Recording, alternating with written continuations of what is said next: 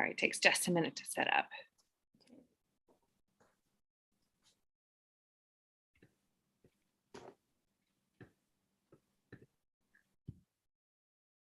There we go. Okay, great. All right, I'm going to let everyone in.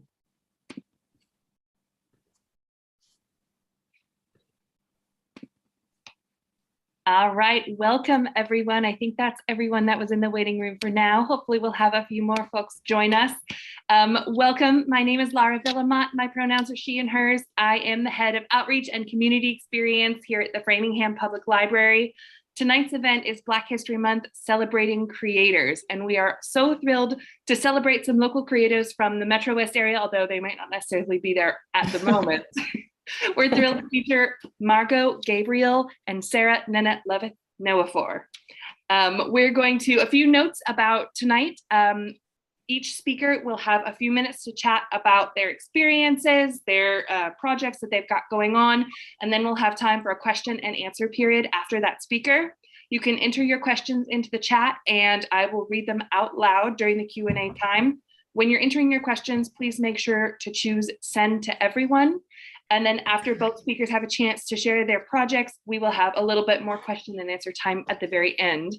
Tonight's lecture is being recorded for future viewing on the library's YouTube channel. So if you know anyone who wasn't able to make it tonight, but they would love to find out more, please send them to our YouTube channel to find it. And it should usually be posted within a few days.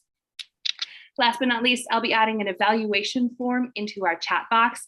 Please feel free to click on the link to share your thoughts with us at the end of the session. But please do make sure that you wait until the session is completely over because it is going to redirect you to a new page. And we want to make sure that you are able to see everything that we've got going on still. And we would love to hear your thoughts, your ideas for future programs, and most importantly, if you would like to join our mailing list. If you are not already on there. And of course, we will never use your personal information for anything other than other fabulous library programs. So with that, I would like to go ahead and introduce Margot Gabriel. She's a freelance writer, a cookbook author, and an editor from Boston. She's the author of the Expat Kitchen cookbook, excuse me. And she is currently based in Lisbon, Portugal, where I am certain the weather is better than it is here, although probably not today. She's featured in New York Times, HuffPo, and Salon, and her words have been published in the Boston Art Review, Cuisine Noire, Edible Boston, Photos Travel, and Solstice Literary Magazine. Welcome, Margot. Thank you for having me. I'm super excited to be here. Just trying to get my, there we go, got my technology going. So Margot, awesome. Can you tell us a little bit about the Expat Kitchen? That's kind of your big project, right? That's why you're in Portugal right now. Two things. I ended up moving to Portugal in 2020, just as a promise to myself. I came here on vacation in 2018, fell in love with the city. And so the goal was to move or at least spend a month's time living here. And then I decided last minute that I was just going to move. So I did that in 2020. So that's really what brought me here. And then just, meeting people and experiencing the food culture here really piqued my interest as a food writer. So I got back into the kitchen because I had more time. And just the lifestyle here is a lot slower than what I was used to in Boston. So had all this time, started cooking, testing recipes, and having a lot of my friends try those recipes. And one of my friends was like, you should just write a cookbook. And I was like, oh, okay. So that's really how that experience came about. And it's been a really great opportunity to just meet other culinary artists here and also collaborate with a lot of the creatives that have also moved to Lisbon during the time that I've been here. So super excited to share more about how the book came about. I've always wanted to know what is the process of actually creating a cookbook? Is it you find the recipe first, you test it out while you're writing? I imagine it gets quite messy. Oh my goodness, yeah. So I would say the biggest challenge was like trying to store everything. Like everything is miniature in Portugal, in Europe for the most part. So like I have my first apartment it had a mini fridge, like so tiny. So I typically just have friends come over, have takeaway and things like that. And so I started recording myself cooking because I'm more of an intuitive cook. Like I'm not following recipes unless I'm baking. And then just meeting a host of other diverse people. So there's, a few friends from Italy, and that's really what inspired the carbonara recipe that's in the book, which is like one of my favorites. And then, there are friends here that are vegan. So really forced me to be a bit more creative in sourcing ingredients and just like making sure the flavor was where it needed to be. So it was really a huge undertaking, but it was also a really great challenge because I had the time and people were just super open and helping me to bring this to fruition. And I had family and friends testing recipes, from Boston to California. So it was a team effort. I had a great time. So you touched on this a little bit, but is there a particular sort of cultural influence that went into your style of cooking, or is it kind of a mishmash of everywhere you've been along the way? I would say, yeah, it's like a mishmash of like places that I've been to. Growing up Haitian American, so my mom taught me how to cook. And so it came in extremely handy when I finally landed here and was beginning to like miss, Caribbean food and a lot of those flavors. And so, writing down those recipes when I was a little homesick really like helped me to channel that sort of those feelings into this creative project. So there are some dishes that are not from my culture, but dishes that I really admire. There's some Asian influences, some Italian influences. There's a nod to, now I'm living in Portugal, so there's some Portuguese influences. There are wine pairings, which is a huge part of the culture here. So I'm not a wine connoisseur, it's nice to be here because everyone is so excited to like share their knowledge with you about the food and the wine.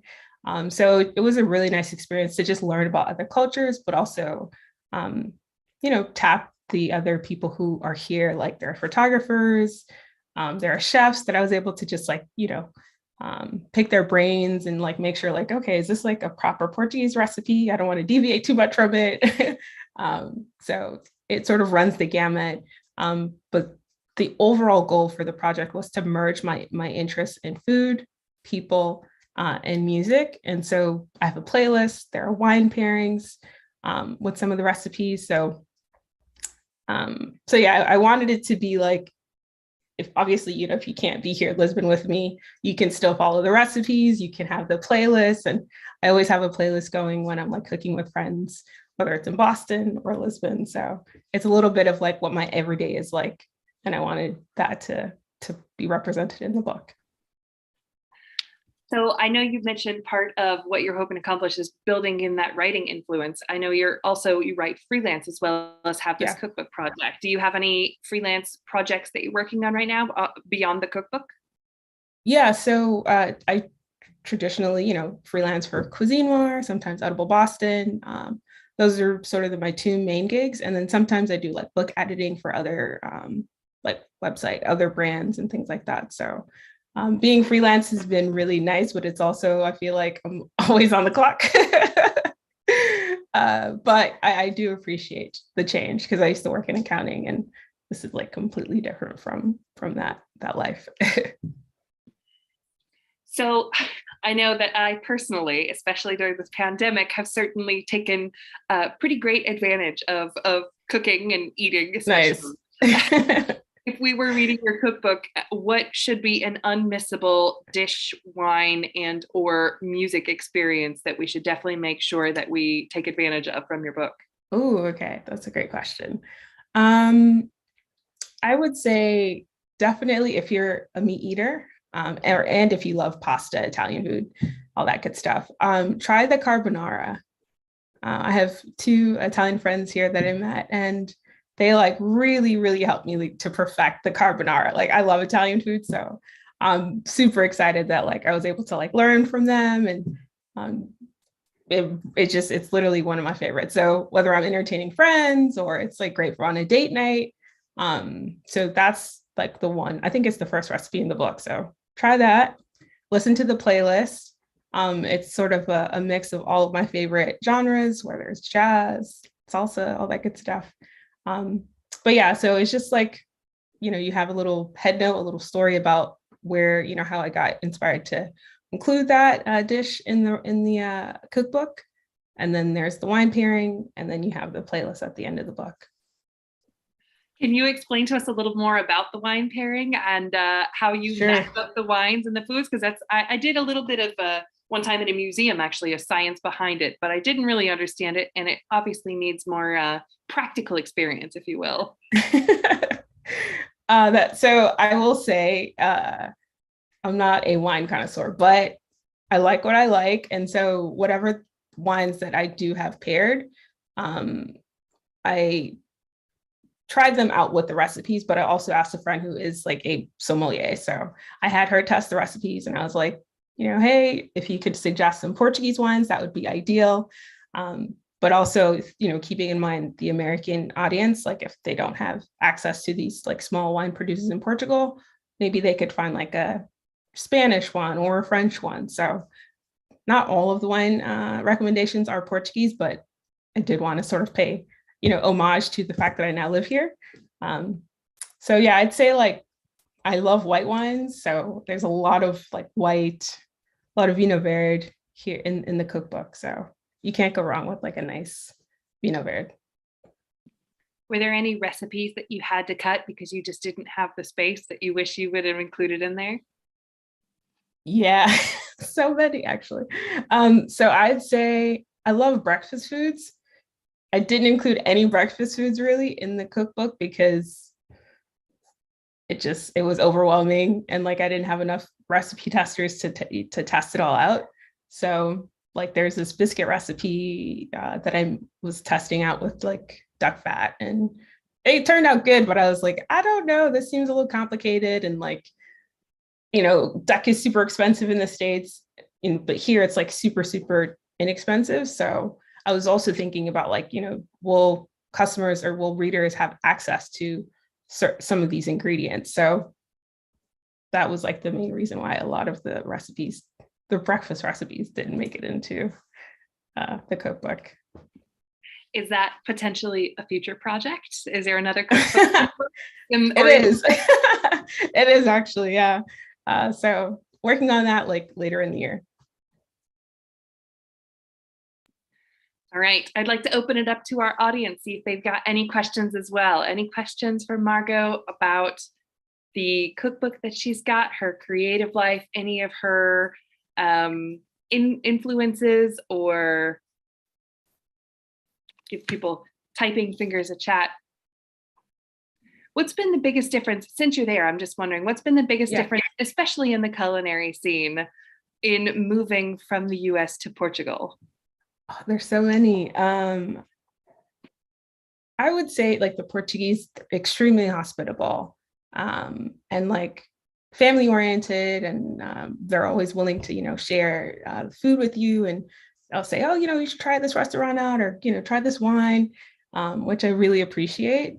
And I'd say like they take their time, like with having dinner, and even like with the customer service, like when I go to restaurants, like they really, they just sort of leave you at the table. Like they expect you to, like, they don't want to rush you out. It's really funny. I'm like, okay, I got to adjust. So they like, you could be at dinner for 5-6 hours and you're like, where's the check? I'd say like, that's like probably the funniest thing, but it allows me to slow down, like, which I appreciate. So I have a question. That's the biggest one. Sorry. Okay. No, I was gonna say we have a question from Brigitte, but before we get to it, I just wanted to ask really quickly. Before we started the recording and invited our guests in, we were talking briefly about some of the other places that you've traveled, Mozambique, Tanzania. Yeah. Were all of those dining and or culinary experiences similar in terms of US versus outside of US, or was there just a vast array, and what did it all look like in your travels? So those 2 trips were just like strictly vacation. They weren't like work related. But I was able to, try some of the cuisines and visit some vineyards. And, it was a really great experience. Mozambicans and South Africans are just extremely hospitable, like the Portuguese. And the food is, I love to eat. So I'll try anything once. But the food was excellent. Like the Mozambican food that I had was heavily seafood. There were some also vegetarian dishes. I'd say like my favorite food experience was in Mozambique. They have just a wealth of like spices. And yes, of course, there's the Portuguese influence, but the way they season their food, there's this dish called matapa, which is made with coconut milk and cassava leaves. And it's just like, it's so comforting and so, so delicious. I don't know how to make it yet, but I definitely want to learn. But definitely I find that like, my desire to travel and like my curiosity to learn about other people is really what like motivates me to write and to continue to share through my food writing. So I'm super grateful that I can, do that. Or I used to do that. I know sort of been stuck at home, but hopefully we can do that in the future. All right, we've got Brigitte's question. Do you have any cooks that you admire? Oh, there's so many. Oh my goodness. My older sister, she's like the best cook of our siblings. My mom was a great cook. My aunt Rona is a fantastic cook. And then some of the chefs here, I mean, oh my goodness. Andre Magalhães, he runs a restaurant called Taberna das Flores. I'm butchering that. But it's my favorite restaurant in Lisbon. It's just some of the best traditional Portuguese, some sort of Asian fusion food. So, so good. So he's one of my favorite chefs. Elle Simone Scott out of Boston. She's at America's Test Kitchen. Like she's phenomenal. So many, but those are the two that I can name right now. Yeah. We have a question from Leslie White Harvey. She's from the Dominica, the Caribbean. Love that you have Haitian influence. Do you add any other Caribbean flavors? Thank you. Do I have to think about that? I don't think I have any other like Caribbean like recipes in there. I can't really think off the top of my head. But there's definitely Haitian cuisine represented in there. I think there's a South African dish. I'm not sure, but I wanted to definitely include, some Caribbean influences. So there's definitely one in there. Leslie asks, when did you make the step from accounting curry? Oh, let's see. So I was working full-time in the numbers world up until I moved to Portugal, actually. So I left my job in April of 2020 and then started freelancing full-time as a writer at that time, and still doing that now. So it's been a really interesting journey because this is like my first time freelancing full-time, and it's learned a lot. I learned a lot, but I appreciate just the freedom and like being able to make this move here and being able to like meet with the different creatives at anytime, which is, I didn't have that before. And she's also asking if you have any curry in any of your dishes. Do I? I don't think I have any like curry dishes, but definitely lots of spices used. I love spicy food, so lots of Scotch bonnet pepper. There's one dish, it's called piti piti chicken, and it's very common in Portugal, in South Africa, as well as Mozambique. And it's a red base, like red bell peppers and bird's eye chili and lots of herbs and spices. And it's so good. So good. Is there a particular dish that you didn't like and therefore didn't want to include in that you would recommend that, I know it's totally up to personal preference, but what do you want? What do I like or not like? What don't you like? Is there something you try to avoid? Okay. Yeah, I don't like octopus. My mom used to make it all the time, like as a rice dish growing up, and I was just like, why do you keep making this? And it's like super popular here. I try not to like freak out when I'm at the dinner table, but I'm like, I don't want to eat this. I can't look at it. I've tried it because my friends are like, you need to just stop being ridiculous. And so I had it over the summer and I was like, I've tried it and I know I don't like it still. So I don't think I'll ever have octopus in any sort of future cookbooks that I write, but they love it here. They prepare it very well. But I'm like, it's not my thing. Leslie says she loves Haitian black rice. Oh man, it's my favorite. We call it, it's made out of a dried mushroom that's made in Haiti. And it's called jonjon. And I call it party rice because that's literally the only time I ever had this rice growing up. So now that I know how to make it, I'm like, I make it all the time. Yeah. So do you have any other projects in the works right now? I know you said you were sort of theoretically Yeah. thinking about a second cookbook, but what else have you got going on?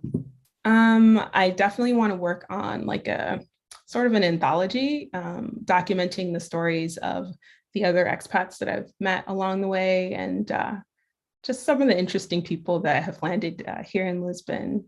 There's one gentleman, he moved to Europe in his 20s. He used to go to he's a violinist and an opera singer, and he went to the Boston Conservatory of Music from North Carolina. And his story is like amazing. And I'm like, how have you never written a book? So I want to be able to document just the really incredible stories here. Brigitte would love to know where she can buy your cookbook in the paper format, the hard copy. So right now it's just an ebook, and it's self-published. So working on getting some hard copies out there this year. So thank you for asking. Okay, any other questions for Margot? And we'll have time at the end as well too. So if you don't have any right now, we'll still have time to chat.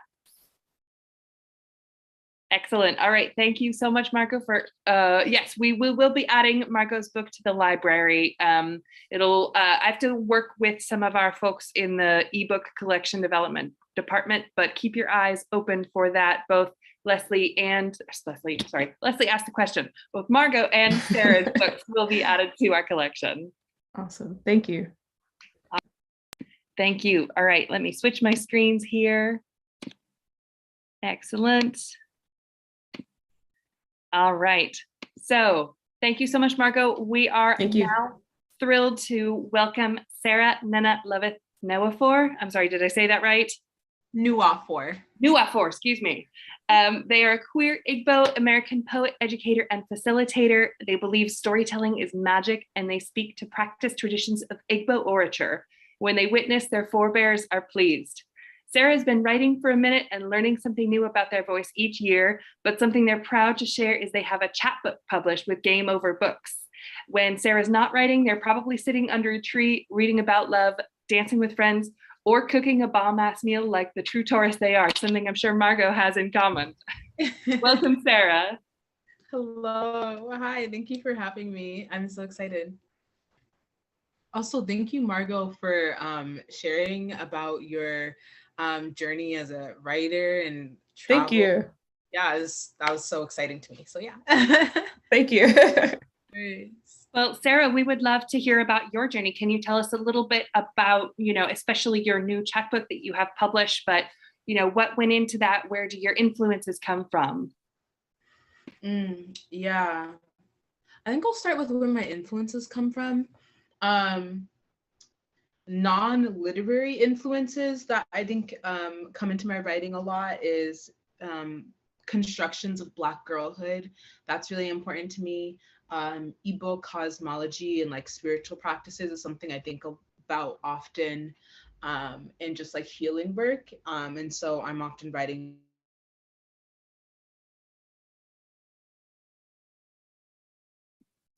Uh-oh. Sarah, I think we lost you. Sorry, folks, give us just a moment. If we can get them back. Toni Morrison. I'm so sorry, Sarah, we lost you. Oh, what is the last thing you heard? You just started talking about your influences.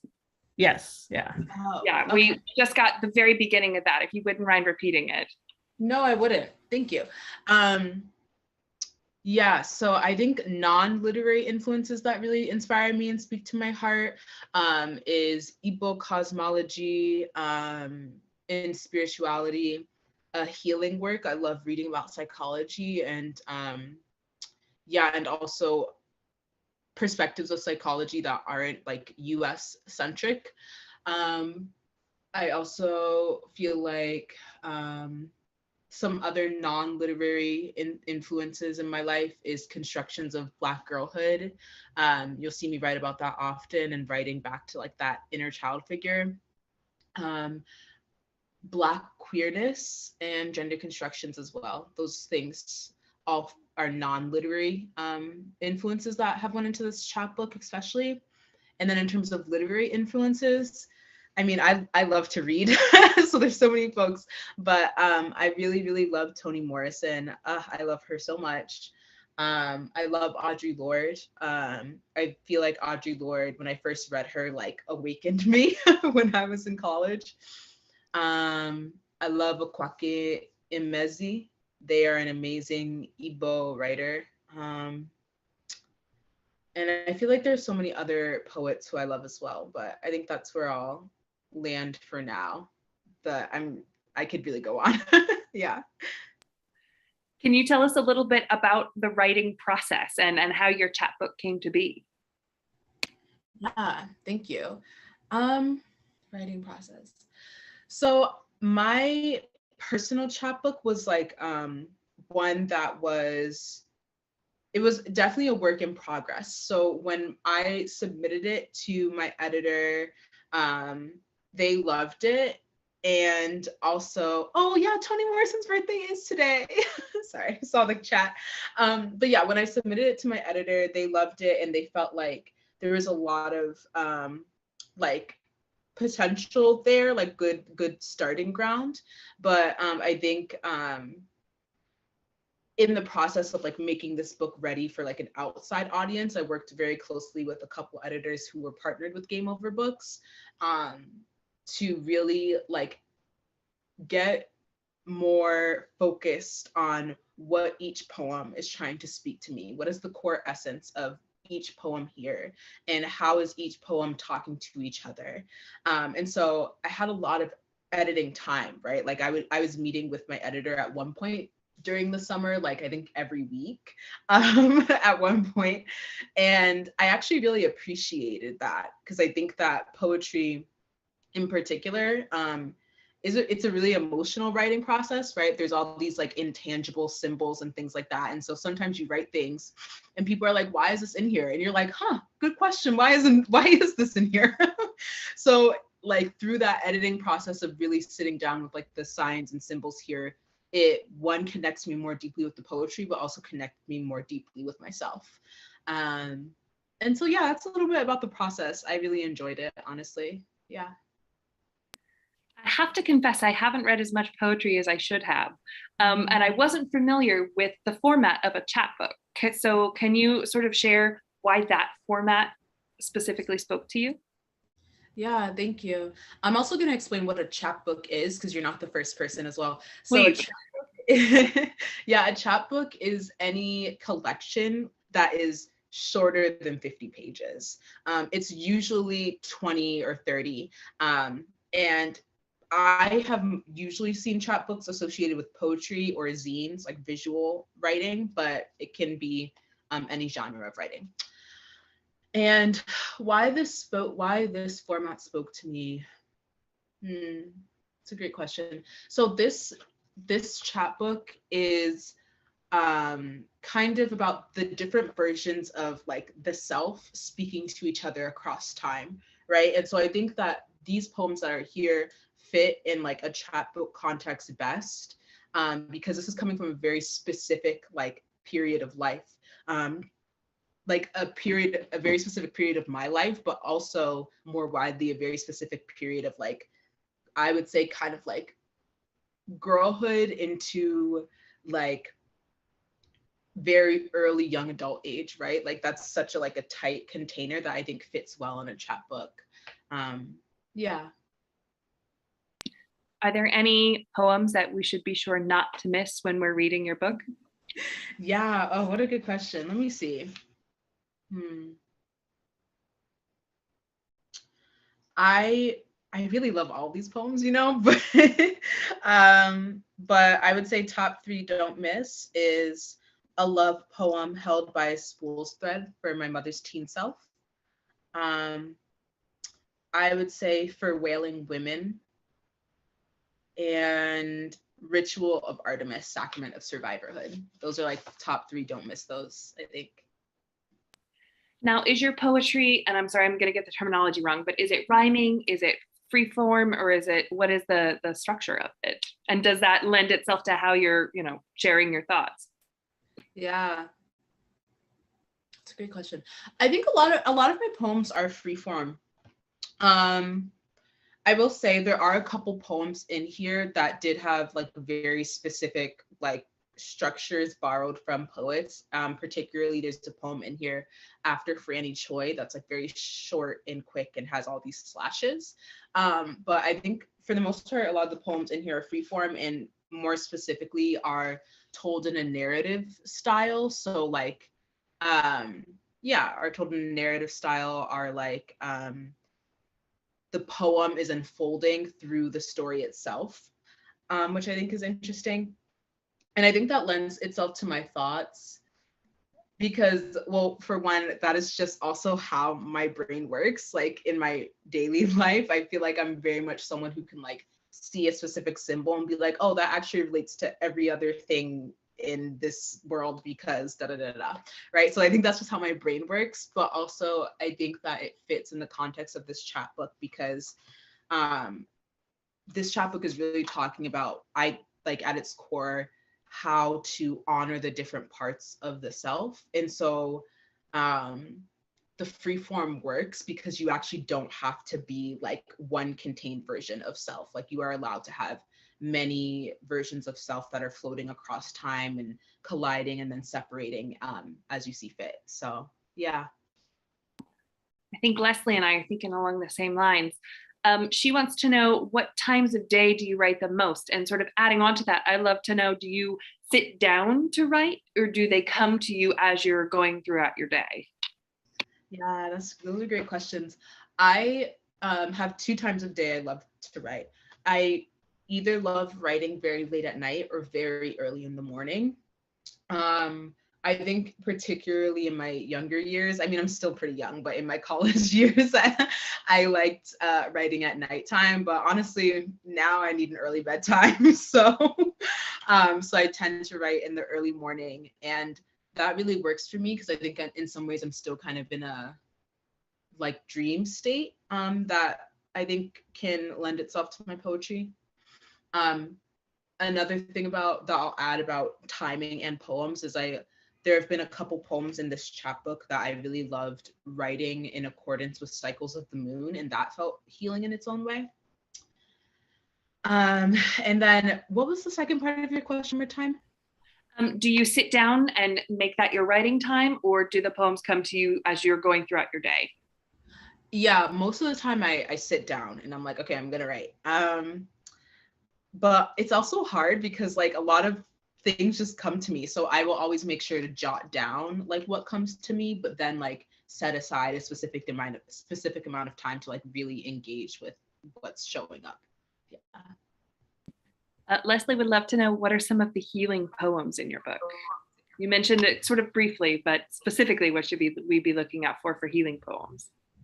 Yeah, I mean, truly, I would just say that just with the way this chapbook is structured, I would really just suggest reading all the poems in order, because healing work and spirituality is woven through every poem here, and ordered in a very intentional way.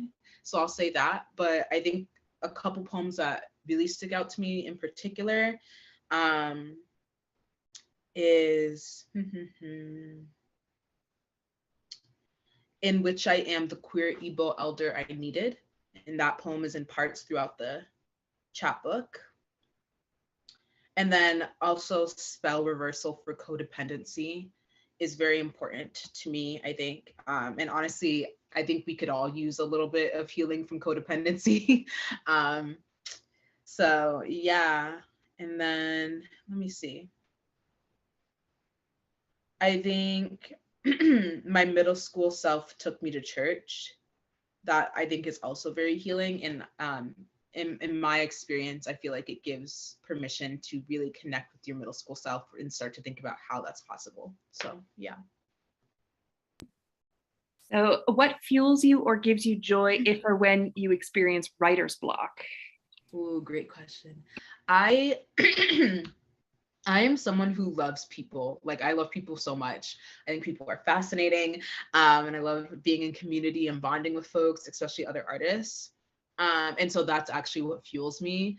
The other thing I'll say is, like, if you're having writer's block, you actually don't have to write all the time. Like, it is okay for you to be in different cycles of your writing practice.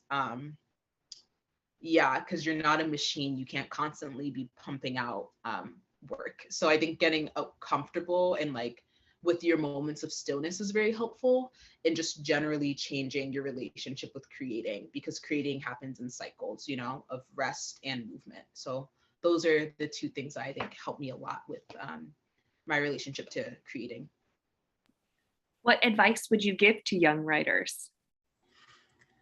Oh, I love this question. I love young people, so I think about this often.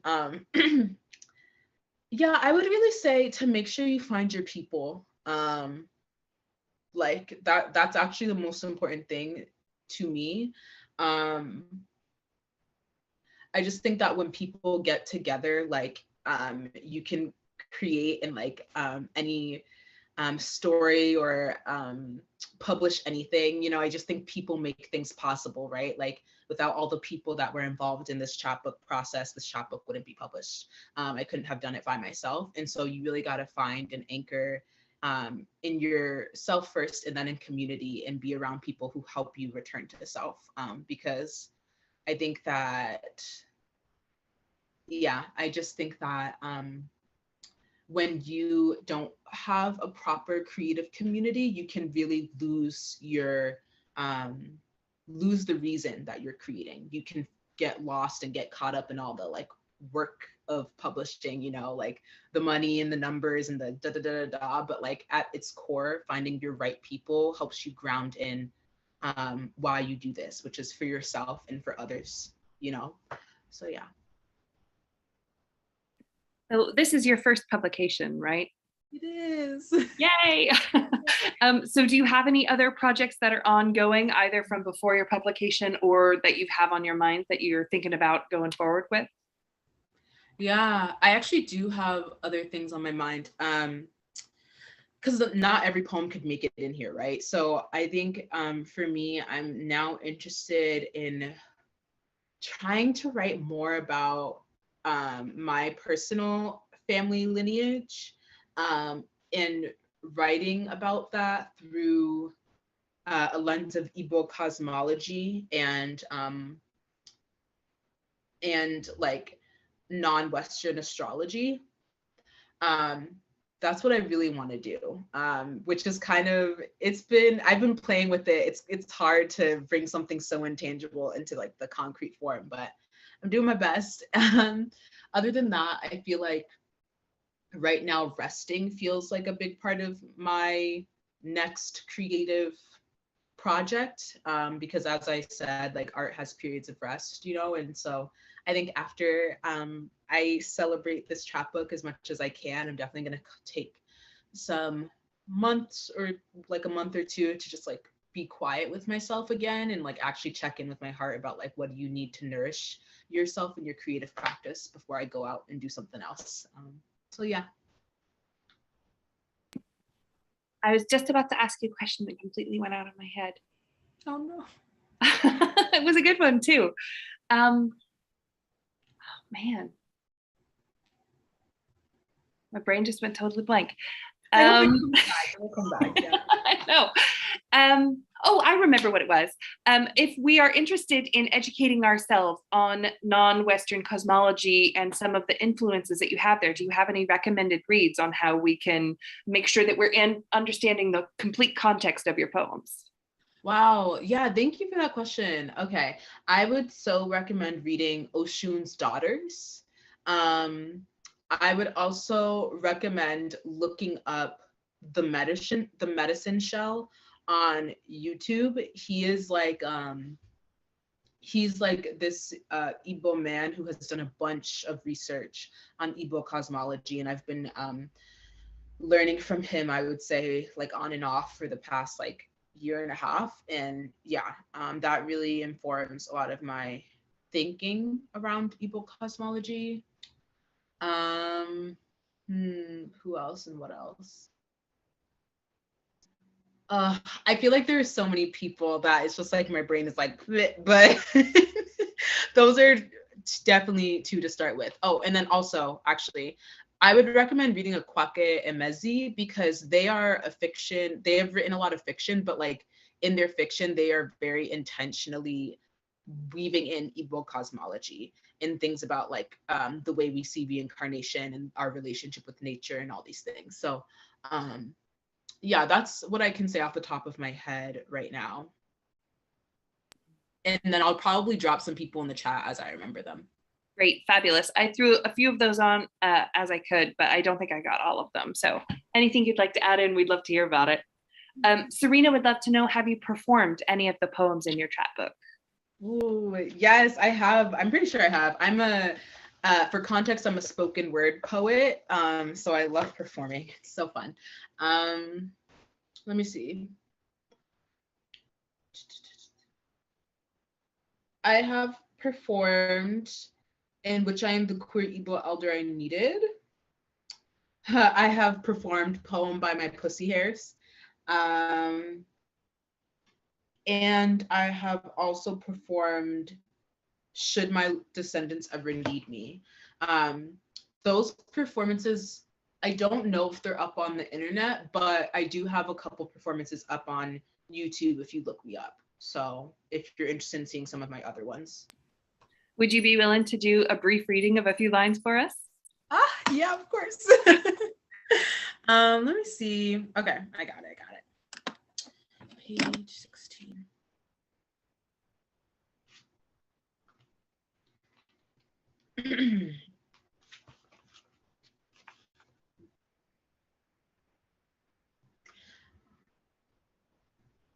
Poem by My Pussy Hairs. Some regular ass nigga asked me to shave my shit, so suddenly my pussy hairs and I become very preoccupied. Don't even have time to text him back. We get busy making different choices. My pussy decides to dress itself in coarse black wool and blue lace and cook dinner with me instead of him.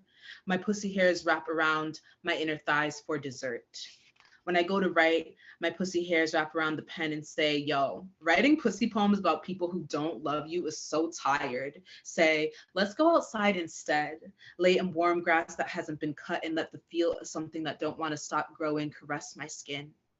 Pussy hairs grow towards my lips and say, I want you to see my perspective, to know the feeling of making love to yourself, to feel the luscious tug and give of your skin, feel its warm brown coat with every push through the follicle, to be an endless stream of you. And I'll stop there for now. Thank you so much. Any last questions for Sarah? And if not, I would love to bring both of you on the screen to kind of have the last few, snap, snap, says Serena, to chat with both of you at the same time and give the audience a chance to ask some more questions. Yeah. Awesome. All right. So let me bring Margot back. There you both are.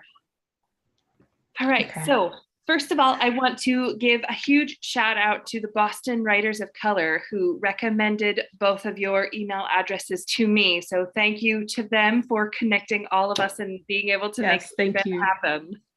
Thank you. And Sarah chatted a little bit about this during their presentation, but I wanted to ask kind of both of you, in the context of Black History Month, we're celebrating creators. Sarah, you talked a lot about community. How does that influence and or build on your creative processes for the two of you?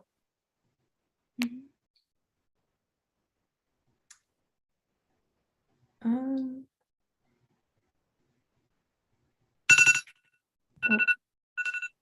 Sorry, my alarm went off. So like, for example, the Boston Writers of Color, that's kind of their mission, is to bring together folks in the Boston area and provide that sense of community on Facebook or, by providing emails and that kind of thing. Is that a significant influence that you all draw from, or? So I have a couple thoughts on community.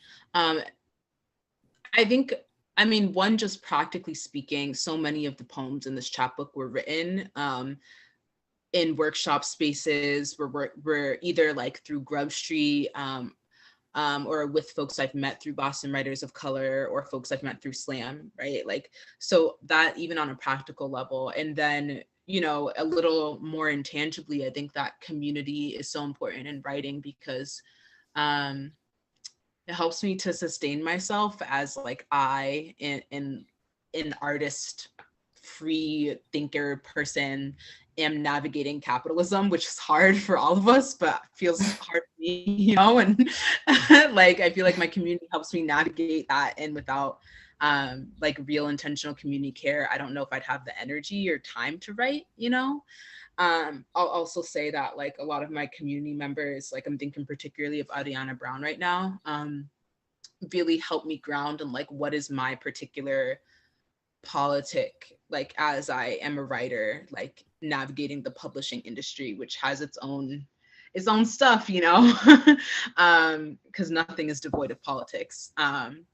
So that, and then I guess the last thing I'll say on this subject is like, you know, even as a writer, like my work is coming from a lineage, you know, like both from a lineage of writers who I admire. I'm thinking a lot about Audre Lorde and Toni Morrison again, and especially how Audre Lorde was very politically active, was a political thinker. So they're coming from a legacy of, my writing is coming from a legacy of other Black women writers, which is community work.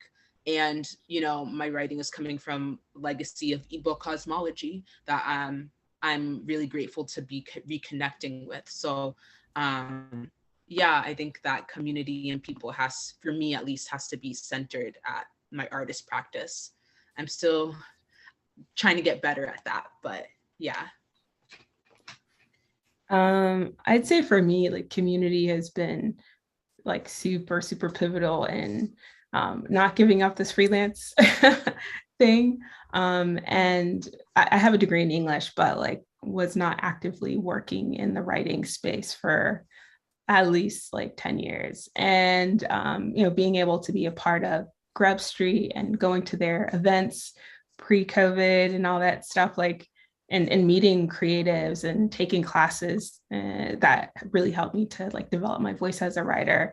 And to see writers that look like me, like that's been just super, you know, it's been a huge confidence boost, and also just encourages me to continue as a writer, because there was a long time where I didn't identify or like I didn't feel like I was a writer. And being able to have community and to say like, hey, you know, can you look over this pitch for me? Or hey, I need to, you know, negotiate this contract or whatever. Being able to have someone to go back to and say like, hey, what do you think about this? Or I need more time on this project. Like, what's the best way to tell my editor? Things like that. That, you know, maybe someone that's been writing for many years, like they may take it for granted, because I still feel very, very green, even though like I've been writing, but just not as a freelancer for a very long time. So I want to invite our audience to continue to putting any questions in the chat, but Margot, something you said kind of struck me, and I wondered how your community has evolved now that you've made this massive intercontinental move. Yeah, it's definitely pushed me outside of my comfort zone. I'm very much an introvert. So I was just like moved during, you know, the height of lockdown here. And like, I think I only knew like 2 people, and then we couldn't actually leave our homes unless we were like going to the grocery store. So that was a challenge. And like, you know, trying to be motivated to pitch stories during the height of just like, you know, the almost collapse of the travel industry. Like a lot of my pitches were shelved, or stories that got picked up. They were just like, no one's traveling, we can't, you know, publish this or whatever. So that sort of time has like gone, and, you know, nobody's really, most of the magazines aren't like looking for pitches around COVID, because there are other things that, you know, things are opening up. And so that's been really nice, but just being able to like open myself up to meeting different writers and trying to learn Portuguese so I can actually like tell more of the stories here. still very much connected to the culinary, writers community in Boston. But my goal now is to be able to like share the stories of, the butcher that's down the road, and maybe it's been a family run business for 30 years, like, and I can't communicate with them. So I'd love to be able to share more of those like stories. And there's so many just really cool places that I'd love to be able to just share with my Boston community. And now that the borders are open, would love to have you guys visit.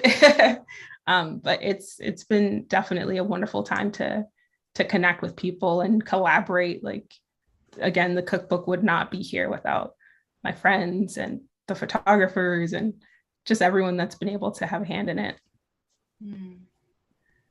Serena wants to know, for you both, is there a particular moment in your writing journey in which you did feel like a writer?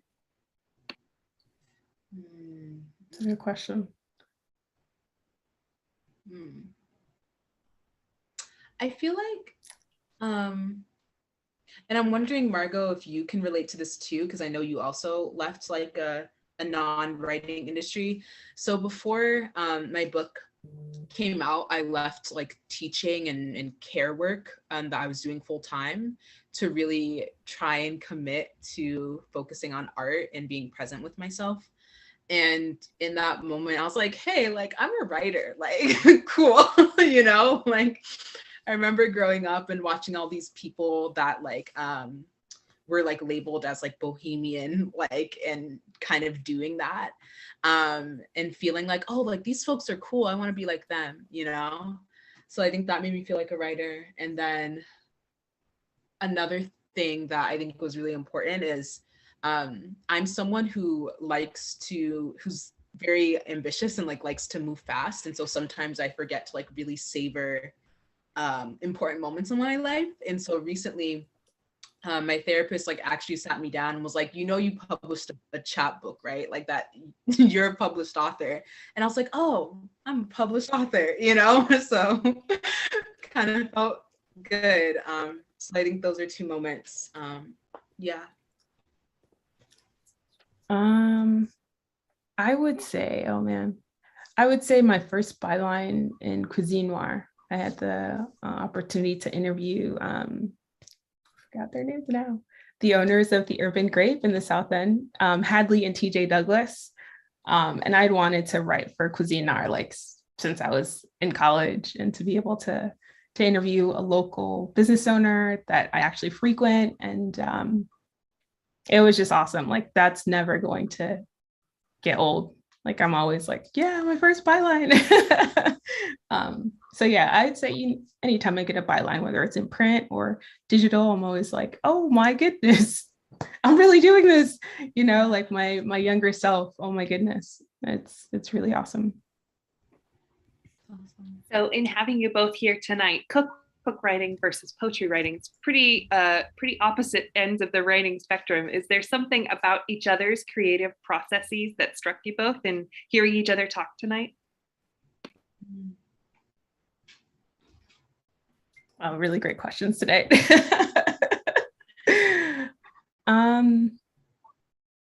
I would say, like, I'm always just like super excited to meet people who are going, and going after what they believe and like pursuing their creative heart. I'm just always going to admire that and support it and share and all that good stuff, because I didn't really get that like growing up, or not growing up, but I'd say in college, like, yes, I was an English major, but I don't think I was as vocal enough in saying like, hey, I actually want to make this a career, as opposed to like going into just something else. So being able to like meet other people in community and like meeting young, I don't know how young or old you are, Sarah, but my guess is I'm probably older than you, but to see young people pursuing the creative arts in any capacity, like, I love that so much. So that's been really nice hearing Sarah's journey. Thank you. Thanks. Yeah, I also want to echo that. Like, I think that I just get really excited to meet other creatives, and also to see the different processes that folks have for creating. So Margot, like earlier in the evening when you were talking about how it just seems like a big part of your creative process is like being with people and cooking, which like, you know, because it's a cookbook, right? Yes. I don't know. That's just so lovely to me. For context, like cooking is also really important to me. I'm not a cookbook writer, but it's really important in my culture and just to me personally. And so the idea of being able to bring that in my writing practice, I'm like, wow, yeah, like that warm energy of a kitchen and people you love can actually like inspire you to write so that other people can create those memories too. Yeah, especially when you brought up the cooking playlist specifically, I just thought that was beautiful. Yeah, I'm gonna put that in the chat for anyone that wants to listen to it. Thank you. Yeah, I've never heard of that before, so I thought that was creative and beautiful. What a lovely way to allow these loving memories of being in the kitchen to live out continuously, you know? So that really struck me. Thank you. No worries. Serena has a really fabulous comment. She says, poetry is soul food for me, so I love this connection. Nice. All right. So is there anything for the both of you tonight that you want to be sure that we take away from tonight's event, whether it be a specific poem or just about the creative process in general, or that we remember the titles of your books, whatever it is there anything that we should be sure not to forget?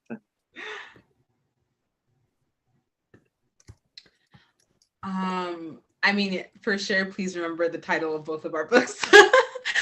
I'm realizing I actually never said it. So mine is called Already Knew You Were Coming, and it's published with Game Over Books, and I'll share that again in the chat. But aside from that, I would definitely say, please remember that like writing and creating is a process that's also like personal. Like, you know, it's not just always about like externalizing something. So remember first, before you try and publish, to root inward with self and with community. Because I think that's really what will sustain your writing practice or creative practice. That's what I want to say. Yeah. Can you repeat the question? Sorry. Just something that we should take away from tonight. What's the one thing you don't want us to forget? Oh, that's a great question. Okay. I would say focus on creating memories and having experiences. Like I remember being much younger and like, I don't know, not viewing life that way. And I'm finding the older I get, it's just becoming more important to create memories. And I think, you know, writing the Expat Kitchen cookbook was my way of being able to do that. And I loved what you mentioned earlier, Sarah, about like being able to create something like a poetry chapbook or a cookbook that can impact someone's day or someone's life. And now they have a new memory based off of something you thought in your mind and you wrote it down and now it's out in the world. So I think that's really incredible. All right. Well, thank you both, Margot and Sarah, for being here tonight. Getting lots of rave reviews in our chat so far, saying how much they enjoyed your talking. I'm posting our evaluation form in the chat. So if you would like to share with us how much you enjoyed tonight, please do so at that link. Margot's book, The Expat Kitchen, and Sarah's book, Already Knew You Were Coming, will be added to our collection very soon. It takes us a little while because of the intricate processes that we have to go in terms of self-publish. So give us a little bit, but keep an eye out for it. And the links are in the chat. So if you are interested in purchasing a copy, click on those links there. Interested in following up with the Spotify playlist, let me actually go ahead and see if I can. Would you both be willing to send me any links that you think would be great for folks to follow up with? And I'd be happy to send those out to anybody who is here tonight. Yeah, that'd Spotify be great. Playlist, Sarah, some of your way. the research recommendations, all of that would be really fabulous. Awesome. Yeah. All right. Thank you again tonight for being here, sharing your Thank you so much for having us. And thank you all to the audience for being here as well. Have a good evening.